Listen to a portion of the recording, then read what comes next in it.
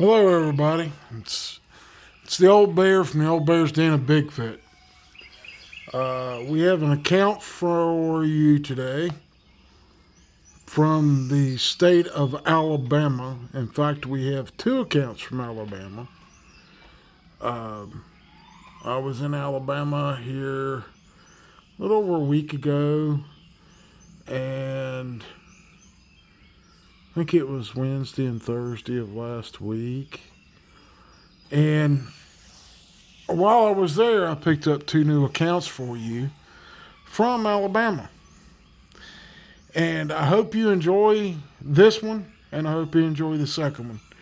And I'm sitting here on my front porch, and as you can hear, my neighbor's dog has got pups, I believe. Anyway, this first account is pretty interesting. A gentleman that I spoke to, he decided he was going to train a new hound to coon hunt. Hunt raccoons. And he decided he was going to do this at his job. The company owned quite a bit of land there, and they owned the land, and he got permission to train his new pup on that property.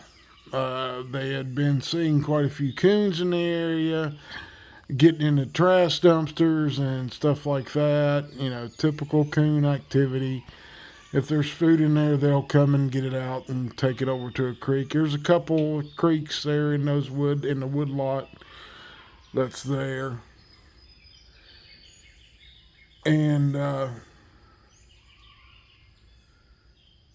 because of this, he decided he was going to train his coon in there with his old dog.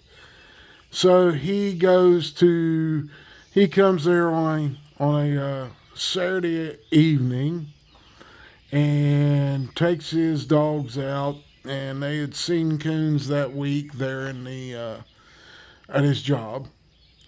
And when he was at his job, like I said, he'd got permission from his bosses, and they let him train in the dogs.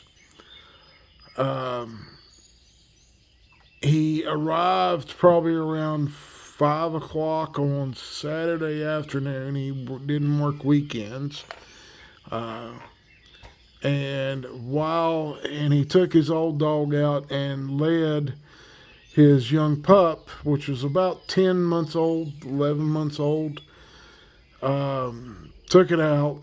It's a little late to start a pup, but I guess he probably did some of the preliminary work with the dog there at the... So he arrives around 5 o'clock, and he leads his pup. He's got his pup on a lead, what us hunters call a lead, and he has the old dog, 4 or 5-year-old male, is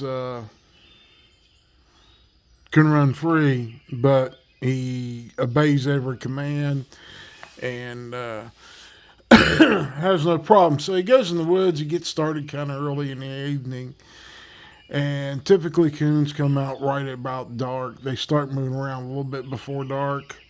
And then when they move around, they leave a lot of scent. Well, it ain't too long that the old dog starts to track on a coon, and shortly after the coon is treed, it's getting dark.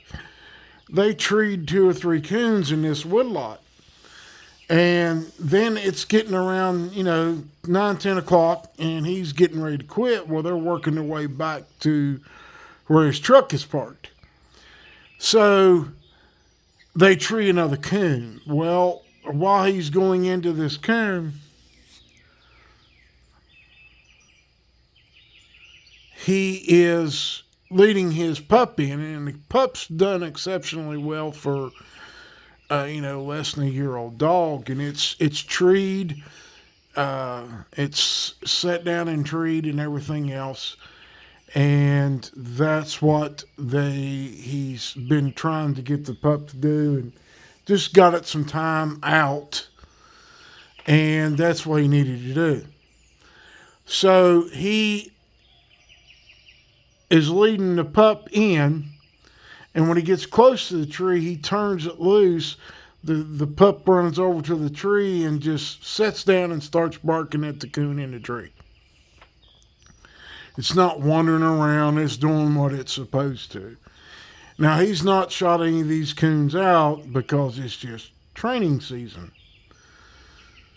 And he's trying to train the pup to where he can have an old dog and a young dog together, and they can tree coons, and it's fun to people that love to work with hounds and stuff like that. And I've done it, and others in my family have done it, and it's a lot of fun to us. Anyways, excuse me. Once he goes to that tree, he's there very shortly, and he notices that the coon ain't up there making any moves. It's staying there in the tree, and it's a big white oak tree, huge tree, and it comes up, and it looks like a person's hand, like like you take your palm and then extend your fingers out almost in a full circle.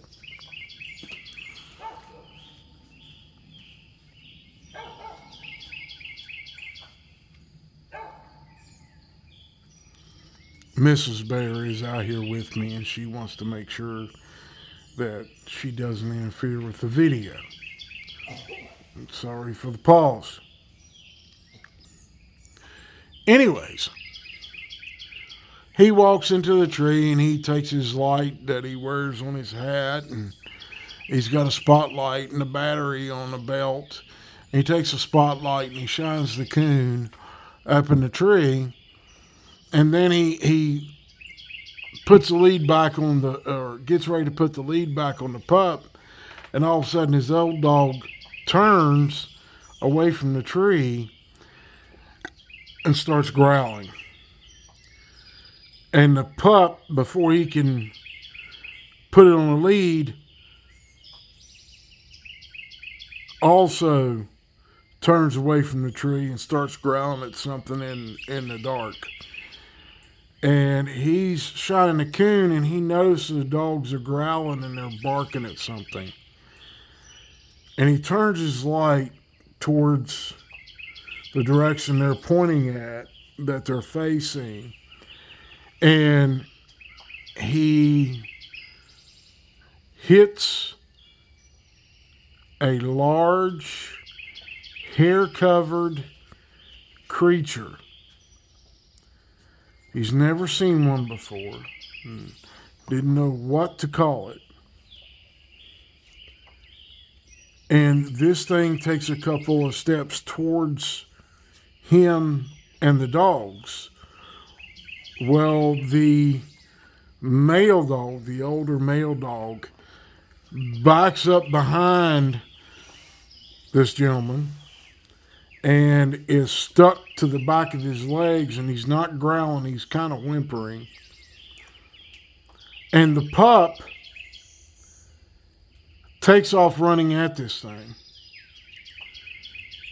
and is barking and growling at it every breath, going at this thing. He's like, you're going to leave. You go away, do whatever.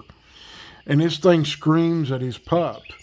Well, the pup cowers and then almost crawls all the way back to his owner. Gets behind him, so he starts backing up, and the dogs are backing away from the tree. And he's got this thing, the thing lit up with his light. And the thing walks over to this big, huge oak where this coon is. And the coon is almost paralyzed on this tree. It's not moving. It's just breathing. It's not looking around. It's stuck to the side of the tree. And this Bigfoot walks over, reaches up to where the coon was in the tree, grabs the coon by the neck and breaks its neck, pulls the coon out of the tree. Now, this coon wasn't up far in the tree. He was right there in like where the palm of the tree was, where all the big branches sprouted off from. After killing it, he pulls it out of the tree, takes it, holding on to it with one hand. And it's a pretty good sized coon, probably. He estimated the weight, probably 15 pounds, maybe 20-pound coon. So that's a pretty big coon. And the Bigfoot turns and looks at him, grunts at him, and he's standing there probably 30 or 40 feet away, and he's got this thing, this light on wide beam, so he's seeing every detail of this creature. The face, according to his description, looked like a human in the face.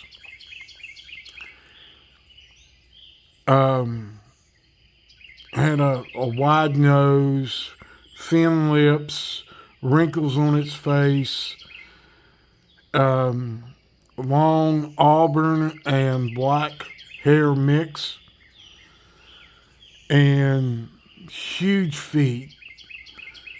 4 foot, 4.5 foot across the shoulders.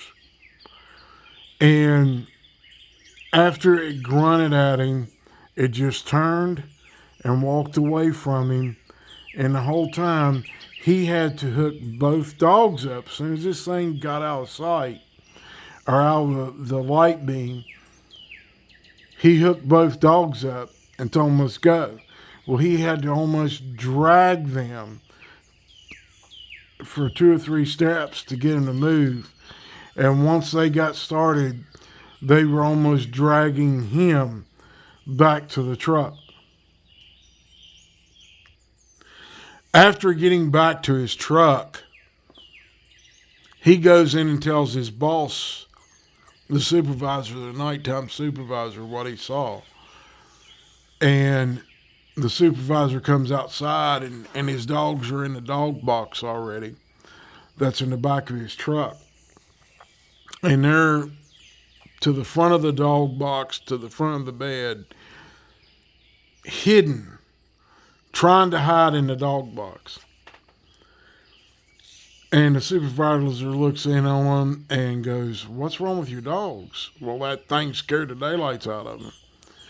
And he's describing what he saw to his boss, and this creature screams at him from the wood line. And with all the light that's around the business, you can see the wood line, but you can't see into it. And the boss nonchalantly just kind of looks at him and scratches his chin and says, yep, I'm going inside. See you later. Bye. You have a good night. Bye. So he leaves, goes home. Monday morning, there is a notice on the board, and every employee has to take the notice and read the notice. No one is to ask to train any dogs. No one is to go in the woods around the business. And if they hear some strange noise outside at night, they are to come directly back inside, notify a supervisor, and they are to go on a temporary lockdown. Which, why would you go on lockdown? They don't know how to open the door, right? They can probably just rip the door off the hinges. As big and strong as they are, they can definitely rip the door off. But anyway, that is the account that I was given in Alabama, the first one. I hope you enjoy it. Y'all have a blessed day or night whenever you see this.